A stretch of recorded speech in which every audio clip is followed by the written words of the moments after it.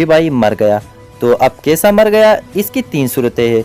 या तो निकोला ने साउची को बुलाया सौदे के बहाने और उससे मरवा दिया, या फिर साउची अपने बेटे को अकेला बचाने गया होगा और वहाँ फंस गया होगा, या फिर उस्मान ने मंसूबे के तहत साउची को निकोला के पास भेजा होगा बात करने के लिए, और वहाँ सिचुएशन ऐसा बना होगा कि बायहुजा जज्बाती होकर निकोला पर हमला करेगा और इसी कश्मकश में साउची अपने बेटे के हाथों शहीद होगा, जैसे कि कुनूर अल पहले सीजन में शहीद हुआ था। और यही हमें सही लगता है क्योंकि बायहुजा पर बरसने वाला निकोला भी गुस्से में लग रहा है।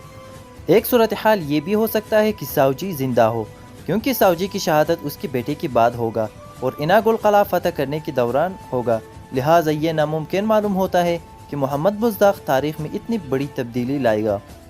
नंबर 2, उस्मान का जिरगा। जिरगे के मशवरे से उस्मान ने यह फैसला किया कि करूजासार कला निकोला को बायहुजा के बदले दिया जाएगा और इसी जिम्मेदारी के लिए निकोला ने बायहुजा को अपनी कमांडर अलेक्जेंडर को सौंपा है। नंबर 3, निकोला के पास लाया गया संदूक में क्या है।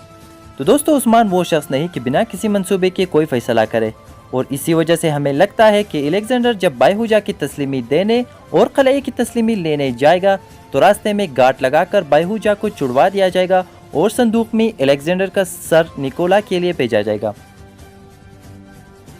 दोस्तों, आज के लिए इतना ही काफ़ी है और हमारा अगला वीडियो गुप्तो और शेख अदीब अली के बारे में है। और दोस्तों, आज का हमारा वीडियो आपको कैसा लगा हमें कमेंट सेक्शन में ज़रूर बताएगा, और अगर आपको ये वीडियो पसंद आए तो वीडियो को लाइक ठोको, और अगर आप नए हैं इस चैनल पर तो चैनल को सब्सक्राइब ठोको। तो मिलते हैं एक और वीडियो में, तब तक के लिए अपना ख्याल रखिएगा। Good bye, take care.